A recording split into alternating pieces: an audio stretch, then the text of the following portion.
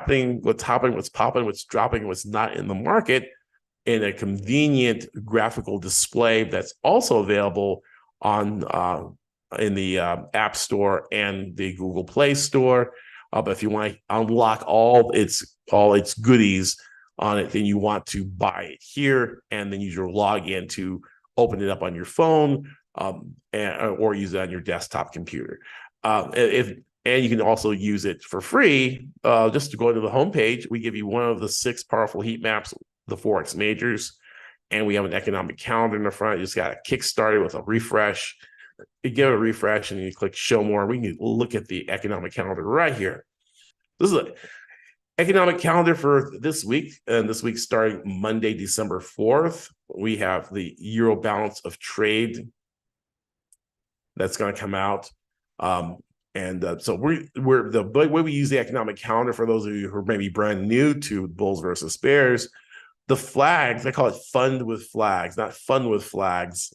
Like in that show that you see on the Big Bang Theory, you have Amy and Sheldon Cooper. They have an internet show called Fun with Flags, and they dress up in the country's costumes, and they talk about the flags.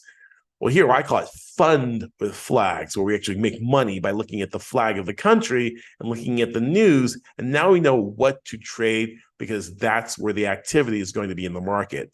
Not that we're going to trade the news event itself, but there's going to be a lot of activity around the currency which has major news around it. That's why we look at the economic calendar. The economic calendar is like a playbook. It tells you exactly what is going to be traded. Right? We have the German flag, and this in the Eurozone. So the euro is going to be in play. So we're not going to trade like Canadian dollar because we don't see a Canadian flag. So it's just very simple. But I don't know what to trade, Greg. Well, look at the flag, right? And the flag is a German flag. So we're going to trade the euro. And so what happens here in these numbers is really of little consequence, what we want to know is what is going to be traded. So we want to look at the euro on Monday, December 4th. And also we have the Swiss franc CPI. Swiss franc is going to be in play. And on Monday, also the Australian dollar. And really, this is a very high impact item to trade on. The Reserve Bank of Australia, that's what RBA stands for, Reserve Bank of Australia. And they're having an interest rate decision. Interest rate decisions are some of the biggest drivers of Forex or currency movements, of market movements, right? Non-farm payroll is like the number one, and then central bank interest rate decisions are like number 2, right? I mean, they're almost like number 1. They're like both kind of synonymous. I mean, but I would probably edge out NFP over central banks, right? Because NFP affects all currencies, while the RBA rate decision might only affect Australia and maybe New Zealand. So they're looking at keeping rates unchanged at 4.35%. And so we could see the Australian dollar, be very, very active around, that's about 10:30 Eastern time, right? So that'll be later in the afternoon on Monday. Now, on Tuesday, we're going to move around. We have a French flag, which is still part of the Eurozone. They use the same currency. They don't use a French franc anymore. They use the euro. They use the European, the euro is the central or the one currency for all those nations. And there's a HCOB service PMI final that comes out. 45.2 was the previous number. We look at forecast of 45.3. Okay, so the euro is going to be in the full effect because look, we got Monday, we have data, we have Tuesday euro data. So this is like the euro. The euro is going to be really majorly in play. So we want to put the euro on our watch list, or even euro currencies like euro yen, euro CAD, euro Swiss. Okay, and now we look at 10 o'clock. There's a 10 o'clock US news cycle. We have ISM Services PMI. PMI stands for Purchasing Managers Index. Okay. And they actually survey these purchasing managers and say, hey, are you buying stuff? No, I'm not buying stuff. Are you buying stuff? Yeah, I'm buying stuff. You buying stuff? I'm not buying stuff. So they count how many people are buying stuff or how many people are. Because if people are buying from you, you buy more raw materials to make more stuff for them to buy. But if no one's buying stuff, then why would you buy any more raw materials? Because it'll just sit up on the shelf, right? So purchasing managers index is like a leading indicator on the economic growth. So look, with 51.8, are you going to buy stuff? Well, the forecast call for 52. If we see a higher number, then that's going to be a good number. Now, in this scenario, we've been seeing bad news is good news and good news is bad news, okay? Because the Fed, if they see good economic numbers, it means that they have to keep interest rates high. And high interest, nobody wants to pay high interest rates. No one wants to pay higher interest rates for borrowing to expand business. No one wants to pay higher interest rates for credit cards and things like that. Higher interest rates slow down the economy, and that's what the Fed wants to do. So if they don't see things slowing down, they're going to raise rates even higher. So that's why good news is bad news, is that if this comes out a very positive number, we could actually see the stock market and the risk on currencies, the bullet would actually drop if we have a good number. If we get like 49, a bad number, well, that means that the interest rate rises are working. They're not ordering anything because no one can buy anything because everything is still too high. So that creates this cycle. And so bad news would cause, we're not going to hike rates because look, the rates are slowing down the economy, and we'll see the stock market rally. We'll see the Aussie and the euro and the pound all go up on bad news. You're going to wonder why. You're going to be sitting in front of your computer and why you're getting a big spike up at 10 o'clock a.m. And that is why. You said, well, the news is bad. I'm going to go short. And you go short and you get crushed, right? But remember, we trade currencies versus the US dollar. So actually the dollar is going down, right? So that's the paradox of this. Adults job openings, it's another one. 9.553 million jobs to 9.35. If we get a drop as forecast, that could also be bullish for the euro, which is the anti-dollar, right? It'd be bullish for the pound, bullish for the Aussie, right? But if this is a higher number, well, then that's not good, right? Good news is bad news, right? It means that, we have all these jobs. We need to raise rates even higher, and higher rates. The market does not like high rates. Here he is at 1930, which is, it's 24-hour clock. Just subtract 12. It's 7:30 p.m. The Australian dollar, you see the Australian flag, lots of Australian flags. So guess what? The Aussie is going to be in play. So you want to put the Australian dollar in your watch list along with the euro, right? So we have Aussie GDP chain price index quarter on quarter, negative 2.2%. They didn't even bother to give a forecast. They probably don't want to even guess and get it wrong. Okay. Now around the world, these numbers, good news, maybe, good news for their economy is probably good news for their currency. US is a little bit different, right? But you can basically, all we know for sure when we look at the economic calendar is that I see the flag and that's what I want to be trading. I want to be trading Aussie something, Aussie dollar, Aussie Swiss, Aussie Kiwi, Aussie yen, right? I'm not going to be looking at CAD Swiss. Well, CAD Swiss is my favorite currency and I'm going to trade it. Well, guess what? You're not going to make any money because no one else is going to be trading it but you. Why? Because the flag says Australia. Okay. Look at the flag, right? So if you've ever traded and not have anything happen because, man, I'm trading this currency and nothing's going on, probably because there's no news around it and you didn't check the economic calendar, right? Because the market doesn't care what your favorite currency pair is. It cares what it wants to care about, and it wants to care about the news. So the sooner you get on board the economic calendar, the sooner you probably start making money, right? Okay. So people, it's a very simple thing, and a lot of people don't. Well, why the euro didn't move? Because the European flag was not here. Maybe you think. Well, it can't be that simple, Greg. It is. That's why a lot of traders in Chicago don't even have sixth grade educations and they're multimillionaires because they could follow very simple stuff. Okay.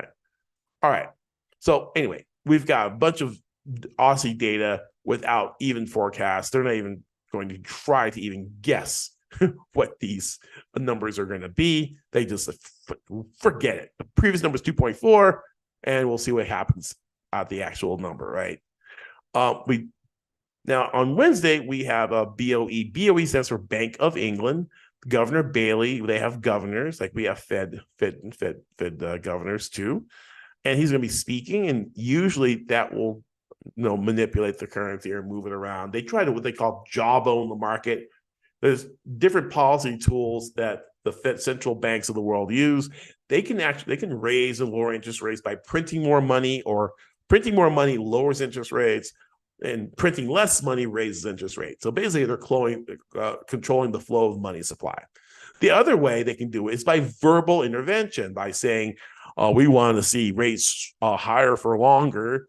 And they go, oh, wow, he said that. So then the bond market starts reacting, right? So they call that jawboning the market. So the governors can jawbone the market and cause the rates, the interest rates to rise and fall just by having a big long speech and saying some really scary things, right? Now at 8:15, we're going to have U.S. ADP employment change. Okay. Now remember, we didn't have it last week because of the Thanksgiving holiday, and normally we have non-farm payroll the first week of the month. Well, we just had Friday, and said, where's non-farm payroll? It's like no.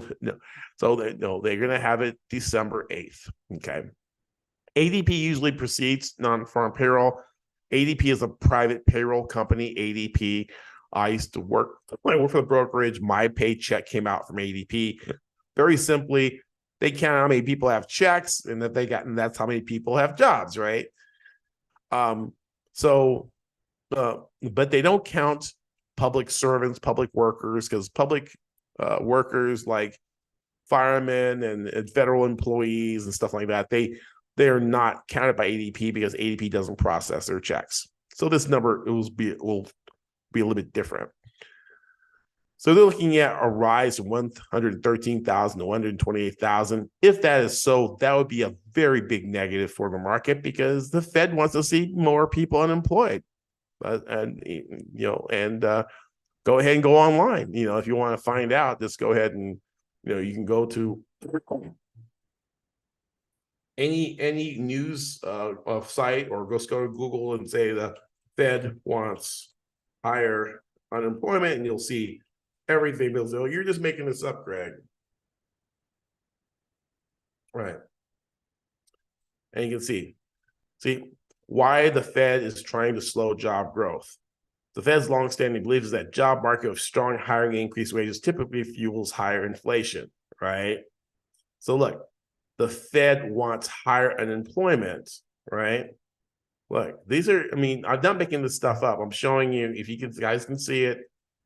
This is what they want. They want people unemployed. The Fed wants higher unemployment because it would bring down inflation. All right. So you think the Fed's on your side, but they're really not, right? So 200,000 jobs, way too many. We need more people unemployed, right? So that's why you need to learn how to trade. That's why you need to go to elitetradersuniversity.com, learn how to trade, and that way you don't have to worry about anyone firing you or laying you off to support the economy, right? Or you can just say, no, take this job and shove it, and that way, hey, I'm unemployed, I'm unemployable, right? Because I'd rather have a trading account than have a paycheck, right? I'd rather have profits than a paycheck, right? Profits are better than a paycheck. Profits will set you free. A paycheck will keep you bound. So he says, hey, you want employment? Let me do my patriotic duty, learn how to trade, and make $10,000-$20,000 a month, and you can have this job. And that way it will go down as unemployed.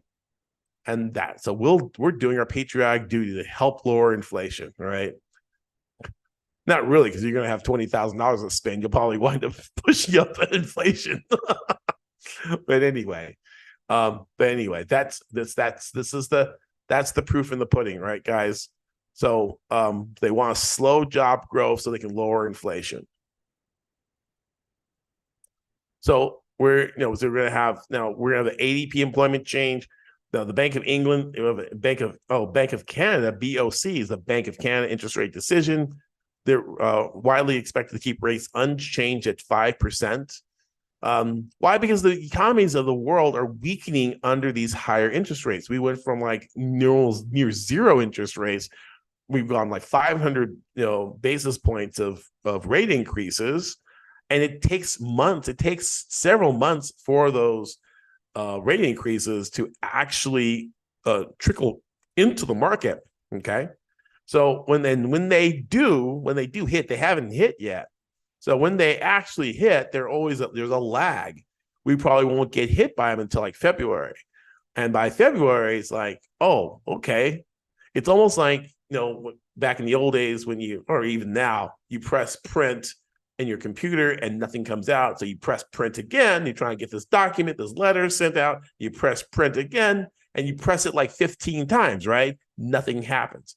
And then you go to the bathroom or something, or go for a walk, or make yourself some coffee, and then all of a sudden your printer is like, I Love Lucy. And he's like, stop. Now you got like 100 copies of something. You only want one copy. Why? Because the buffer remembered the first time, right? So the Fed is putting all these interest rates into the system, and when they finally hit, the whole economy is going to collapse, right? And that's what the bond market is already figuring out, that you guys are going to have to wind up cutting rates in 2024. So if you're looking at refinancing your house from a higher interest rate or anything like that, don't worry, you'll have your opportunity, because the cycle repeats itself. And apparently people have forgotten that the pendulum swings both ways, right? You go from super high rates to lower rates. If you go too far to one side, you have to swing back until we find this normalized rates, right? Because they're trying to hit 2%. It's like, it takes 6 months for the stuff to kick in. We'll probably be at 2% or below by March. Okay, so mark my words, right? It's just, when you're old as me and you've seen the markets for like 30, 40 years, you see this stuff happen over and over again. And if you're a young kid and you're like 20, 30 years old, or, you're looking at the markets for the first time, you're like, oh, well, it's like, this stuff has happened already, right? We're in this infinite loop. We're in this constant loop that nothing has really changed. We had Middle East wars before, we had Russian aggression, everything. We've just seen the same, the Cold War in the 80s, the inflation. It's the same thing, SOS, same old stuff, different label, right? And that's the beauty of it, of having someone like me on your side, is that I have basically seen the future, and we can trade it. I've seen the future. I can trade it. Hey, okay, I get that ABC song, right? How to Be a Millionaire. Okay. And you go, who's ABC? And okay, that's an 80s band from England. Okay. Going right along. So we have initial jobless claims. We have the GDP growth. Again, more Euro data. Euro's going to be big, very big. GDP growth rate. See, notice how we went from 0.2 to negative 0.1, 0.5 to 0.1. Things are already coming down because those interest rates are starting to kick in. And then we have jobless claims. 218 to 223. Wow, more jobless claims. We could probably see, if we see a higher number like 250, we're going to see the NASDAQ hit new highs. We'll hit back above 16,000, right? Because they want people unemployed. Remember that. Bank of Canada Governor Macklem's going to speak. So, the Canadian dollar will be tradable on Thursday, December 7th. And then we can go to Friday with European CPI. CPI stands for the Consumer Price Index. Anytime they have index or I, think of the I as inflation. And so we're looking at inflation dropping from 117.8 to 117.3, probably not enough to make people stop raising rates. 8:30, we have U.S. average hourly earnings month on month. We're looking for that to rise from 0.2 to 0.3. That would be bad. People making more money is something else the Fed doesn't want. They don't want you to make more money, and they don't want to create more jobs. Okay, so why do we need them? It's almost like let's get rid of them because they're not working for the people. But unless they're doing something like a Star Trek, the needs of the many outweigh the needs of the few, right? Or the needs of the many who need jobs outweigh the needs of the few. Anyway, non-farm payroll, that's what we've been looking for, right? 150,000 jobs, they're looking for a rise to 180. We see a higher number than 150 to 180. We see 200. We could actually see the market sell off on Friday, right?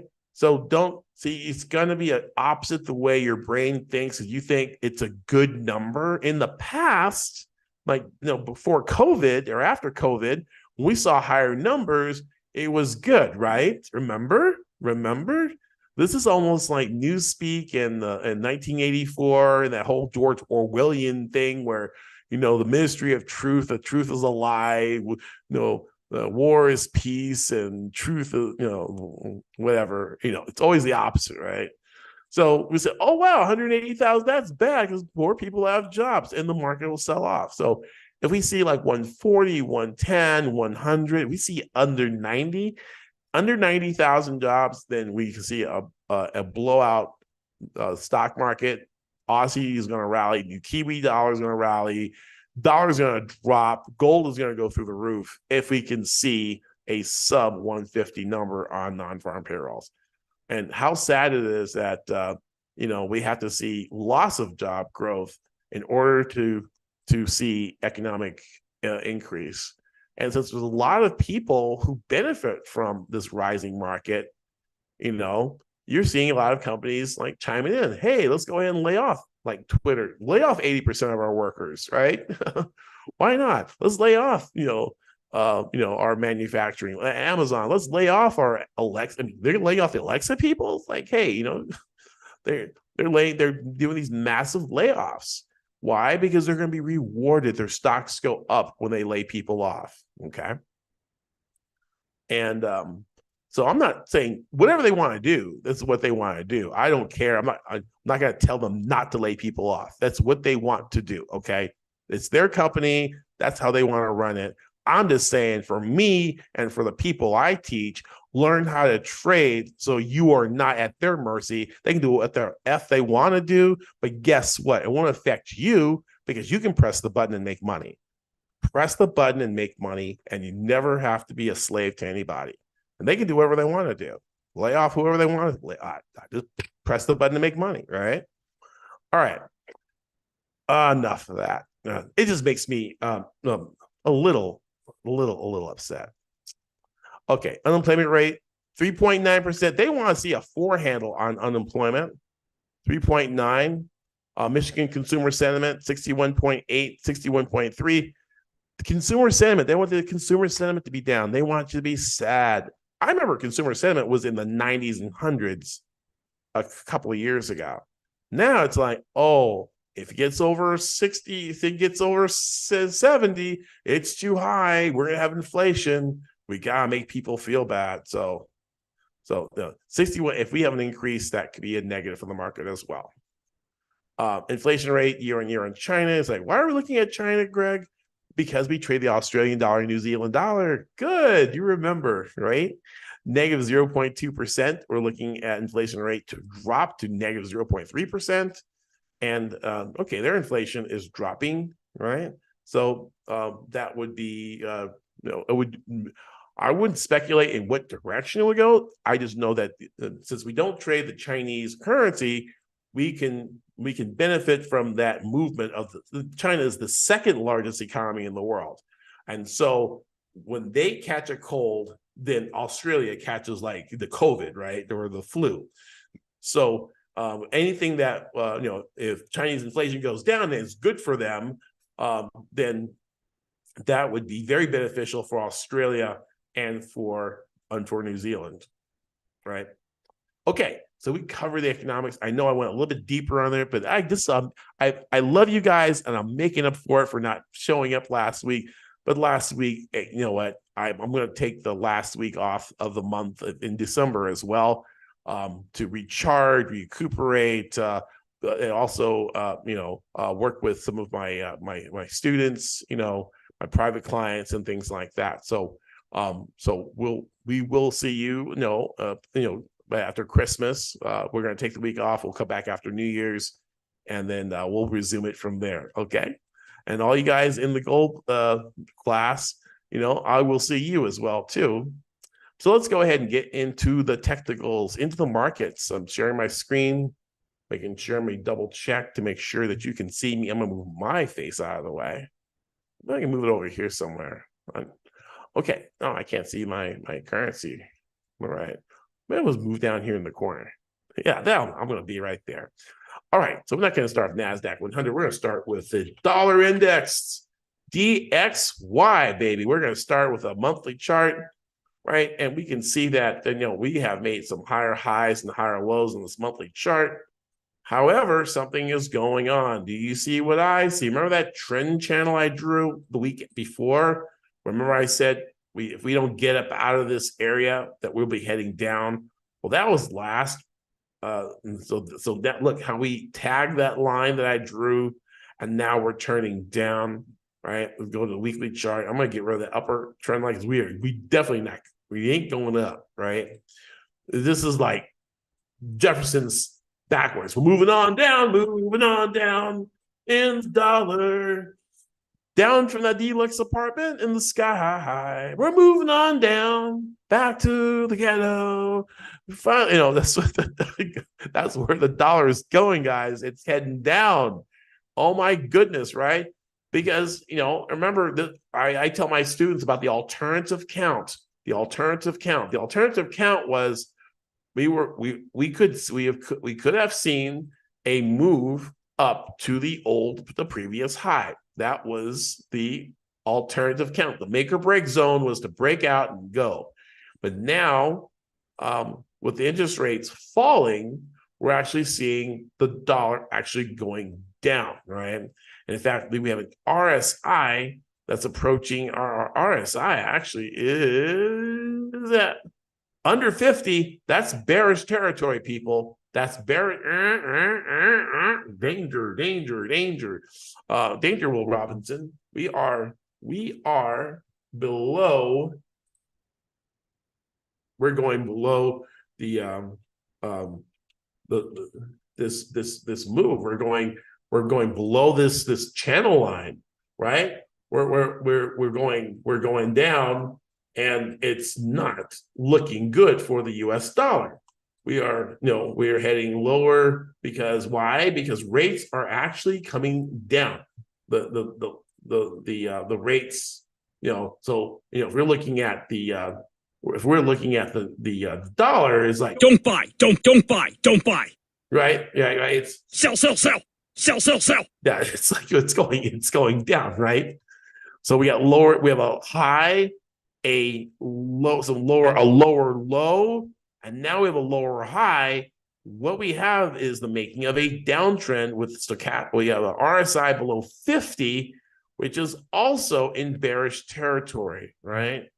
And so basically this thing is like, not good at all, right?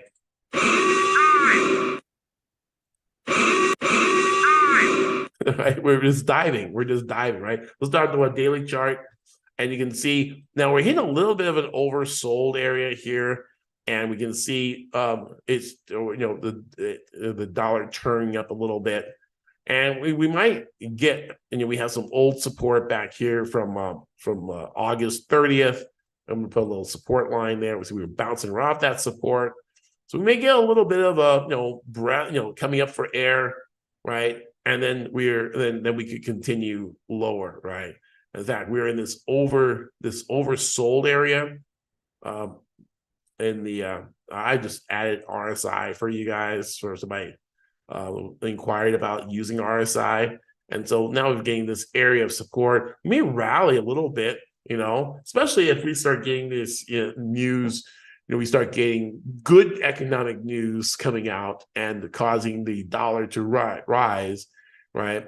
But I'm still bearish on the I'm very bearish on the dollar. So that's my bear, right?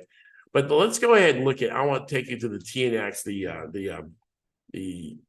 TNX is the 10-year Treasury note, and this is we can look at the value of the dollar based on the 10-year Treasury note, right? And we can see that this thing has been falling like a rock. We went from a high of 5% on the TNX, or the 10-year Treasury note, and now we're down at 4.2. Right? So there we go. We got from 500 to 420 on that, and then so we're not into bear territory yet until we cross the RSI crosses below 50, and then we could see a deeper move. But looks like we found a little bit of support. Maybe we get some type of a retracement. Rates pop up a little bit with better U.S. economic data, and then we might go down a little bit later, right? So this is the TNX, and I am constructively we might see a bounce off this 422 area, maybe a move back up to like 4.5, and then after I move from 4.5, we could see a move lower, right? What this means is this is just a proxy for the U.S. dollar. This coming down, and I believe that we will come down farther, right? Farther and lower, and we might even come back down to maybe we come back maybe like to into the 2 to 3% area on that, and that would probably significantly move the dollar down. Okay. With that, let's go on to what's other. The anti-dollar is the euro, EUR/USD. Okay.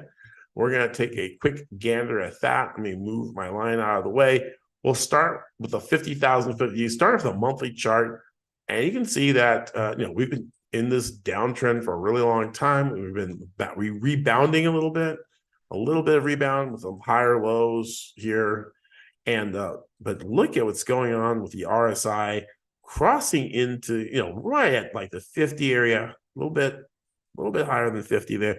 At 52.84, just barely in the bullish territory, right? We haven't broken the 50-period moving average, but we were bouncing off of a trend line, higher highs and higher lows. So this is actually looking pretty bullish here. Look at the weekly chart, and we can see that we are we're getting a little bit of an uptrend here, and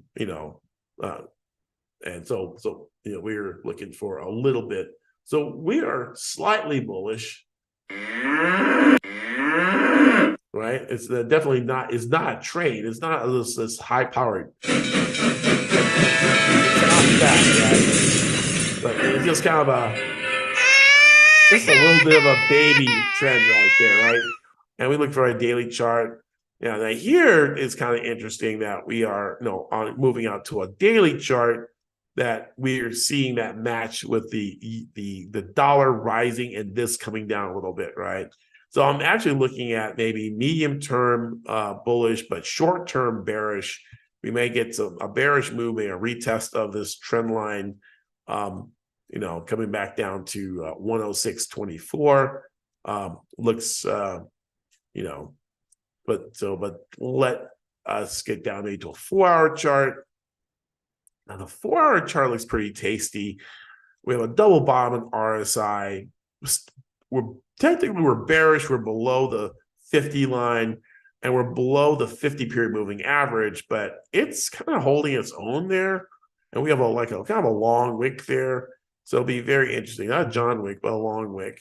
And then if we can see maybe, and then price come up above that, we can see a move back up to like 109.14, right? So I am moderately bullish, but not very much. Okay, let's move on to we have some GDP.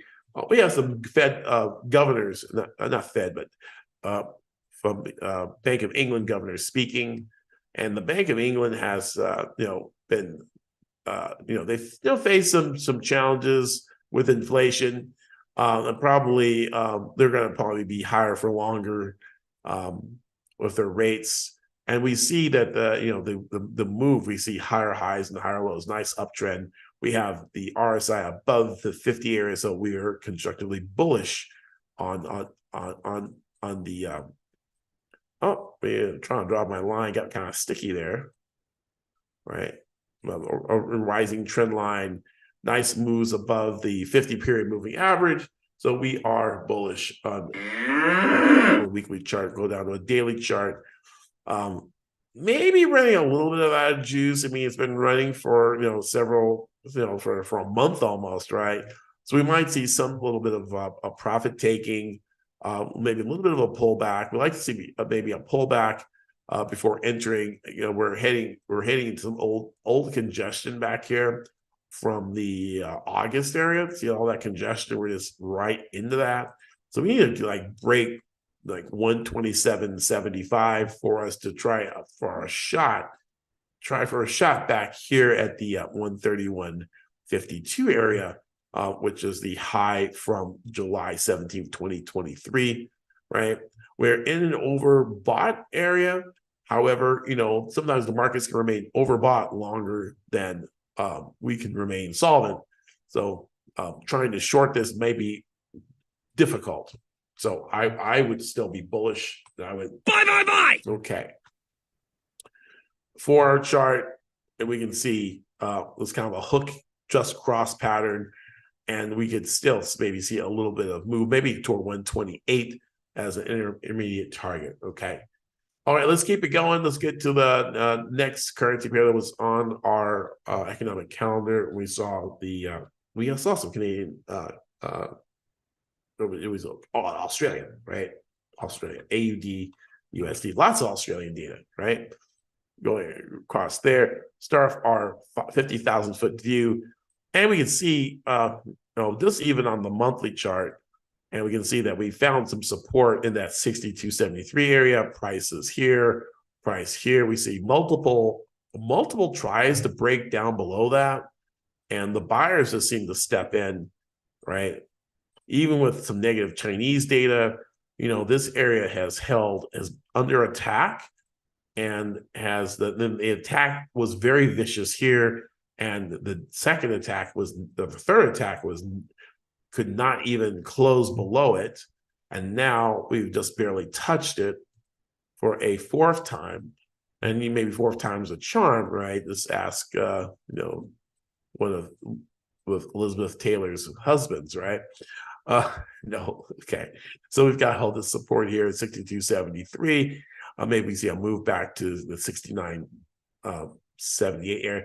We do have some intermediate resistance at 68.91, and also resistance here at the 71.54 area. But we do have 50-period moving average resistance at 69.67 on the monthly chart, right? Now this support, usually get some type of a move higher from this area of support, right? And we've been seeing some type of rebound. So maybe even at that 68.78. So let's drop down to a weekly chart, and we can see that we got quite a bit of space before we run into the congestion zone here. In fact, from 66.60, where we are roughly about almost 200 pips, maybe like 140 pips, and possible profit there, right? So just use your oscillators, look for entries in the direction of this trend. This is a strong, we've got several green bars, very strong, right? Any pullback you get on the lower time frames will be beneficial for an entry. You can see, look at the RSI is clearly above 50 on multiple time frames, and just turning up on the 4 hour, which are dealer charts, and their 2 hour, you go down to 1 hour, still looks pretty bullish. So I'm definitely I'm going over the top right here. I'm buying the market right here, right now. Okay, there you go. Probably not at market. I would look for a pullback. I want to get the stuff on the cheap, and I drop down to maybe a 5 minute or 1 minute and look for a pullback there. Okay. Let us keep on trucking through the through what's going on here on our economic calendar. And the next flag, we did go through the euro with the Australian dollar, with the pound, and that really kind of winds us up for that, right? We could look let's go ahead and take a quick gander at the SPX 500. It's climbing a wall of worry, and we can see maybe from our weekly chart that we reached a new 1 year or 6 month high or something like that. Yeah, our high of 2023 in July. So in the August, September, October, November, December, 5 month high. So we're approaching that 5 month high, and we have, we're breaking through areas of resistance or approaching it. We have the 46.38, the high from March 28th, 2022. But this big high up here is what we're looking at, 48.17 of 30 back on January 3rd, 2022. And that's look like where we are moving. We made a low at the 50 period moving average. We are currently above the 50 on the RSI, which is bullish. And then our daily, maybe we're approaching we're in the oversold area, but just because it's oversold does not mean it's a sell. Prices can remain oversold for a longer period of time. Think of it as a thermometer. The thermometer only goes up to 80 degrees, but if the room is 100, it really doesn't matter. The thermometer will still bubble around 80, even though the room is at 120, right? Remember, these banded oscillators like stochastics and RSI are banded between, and they have a limit. So when price starts making new highs, well, the limit can't measure what's actually going on. So it gives you false sell signals like we have back here. False sell signals with price going up. And if you took a sell here, you got crushed, right? So don't sell just because an oscillator gives you a sell signal. And those are little things that we teach, like in mentorship, in our courses and things like that. We give you that information. We have a two-way communication, and I can mentor you and work with you. It's hard. You can't work with just a video. A YouTube video doesn't answer your questions. And even though you might post a question in the comment section, and if that person happens to be online, and if that video is not 5 years old, you may get an answer from someone, or you might get a bot that gives you give them money, and you lose money, right? So that's typically, so if you want relevant, active information that you can use to train you as a serious professional trader and not just some hobby-seeking amateur, then you want to go to EliteTradersUniversity.com, check out our masterclass. It'll be a pop-up that comes up for you, and then you can sign up for that free masterclass and learn how my system works and see if the opportunity is right for you. Don't miss out on working with myself. I am a 30-year veteran. I work for the largest Forex broker dealers and the biggest names in Wall Street. And I'm looking forward to help you become a success in your trading. Okay. So I'm going to take a look at one of my favorite assets I like trading right now. And unlike all these other assets, it's going directional, and that's gold.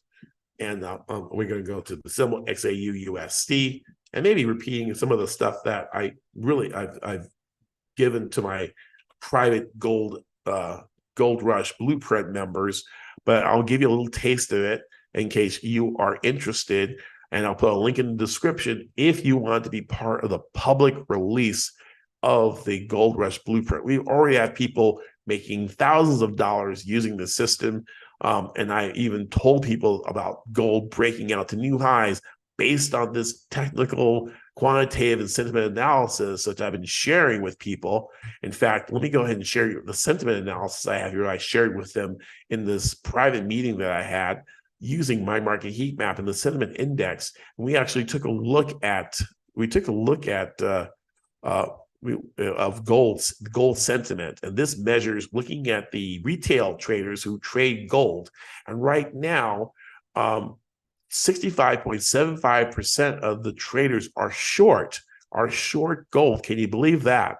And you think, oh wow, if everyone is short gold, and in my Discord group they're short gold, and in my Yahoo group, and in my Instagram group, and everyone's short gold. Well, they're wrong. 90% of all traders are wrong. And so this is a really great indicator because it shows you where the smart money is positioned, right? So if all these people are short, well, guess what? The few people the losers pay the winners. So if you have more losers on one side of the trade, then guess what? The 34.25% of the people who are long gold will get paid. Okay, it's not a beauty contest. It's more like an election from like 2000 and I won't say it. We all know what election I'm talking about, but where you have more votes but going in the wrong direction, right? So, but you might say silver. Well, look at silver. Well, silver is called poor man's gold, and everyone thinks that silver is going to rally because gold is rallying, right? And so people think that eventually there's going to be this narrowing of the spreads between gold and silver. But the thing about it, if everybody's in it, it's not going to go up. It only goes up when everyone gets out of it, then it starts going up, right? So all these people are long silver, and notice that silver hasn't gone anywhere, right? So the people who are short silver are making money. The people who are long silver are not making any money. The people who are short gold are getting crushed. The people who are long gold are getting paid. So this is called sentiment analysis, right? I know people use COT, and there's some guys coming on, but remember, COT is updated only on Mondays. This is updated every day. And so it's more current. It's based on the Forex market, not the futures market. The futures market is so much smaller than the Forex market. The Forex market is $6.1 trillion a day. The futures market is several $billion a day. So this measurement of gold is going to be a lot more accurate and more relevant and more often than the COT. I know COT, somebody might hear, oh, I want to read the COT, I want COT. Why do you want to read something that's totally inferior? It's old. The data is updated, every 7 days. Do you want 7 days? Yeah, I want to learn COT. Do you want something that's updated I want to learn COT. Do you want to learn something that's only updated 7 days? They're not hearing. It's like you're saying you want old data. So okay, you want to learn COT? Well, here's COT. You want COT? I'll give you COT. I'll give you COT. You want COT? I'll give you COT, right? But do you think it's going to help you? I don't think so. Why? Because it's late. But no one listened, and that's why 90% of traders lose. Well, the other 10% are doing what the crowd and masses are not doing, right?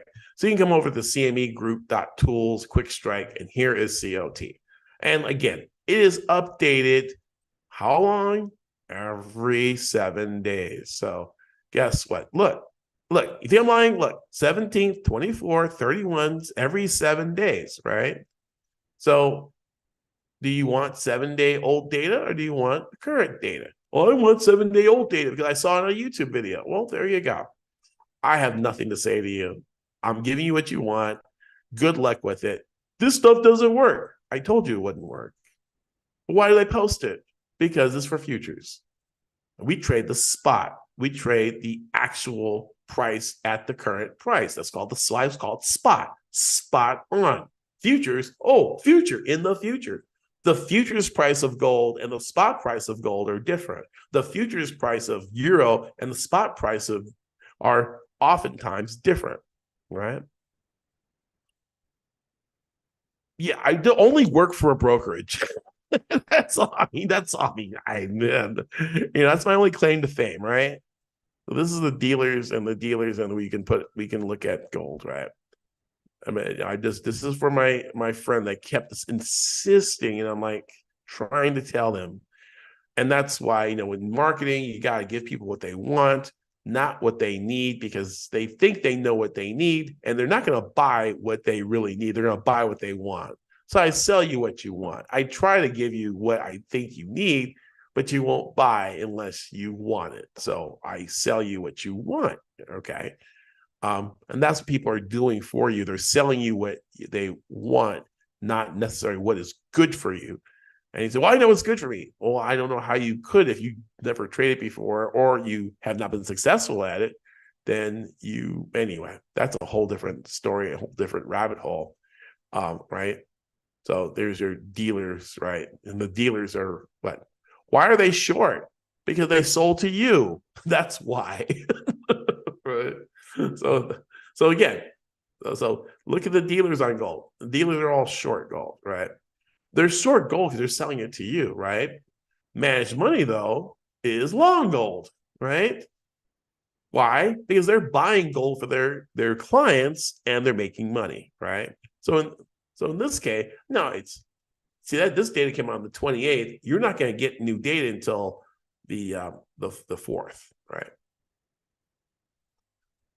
And then after that, you're not going to get more data until the 11th. Meanwhile, sentiment index is updated daily. So just showing you the difference if you ever wanted to, if you start getting fixated and then someone tells you, hey, an ebook on COT. Well, what a great idea. I have a book on COT for you for this $9.97, $9.97. Just let me know in the chat box.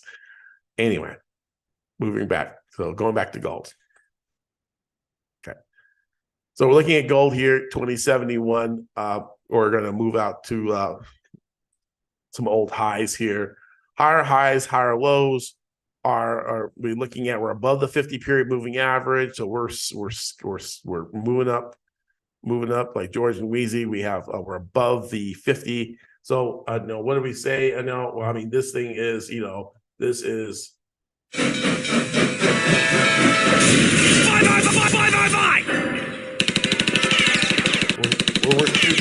We're shooting up those bears. Okay, there goes the bears, right?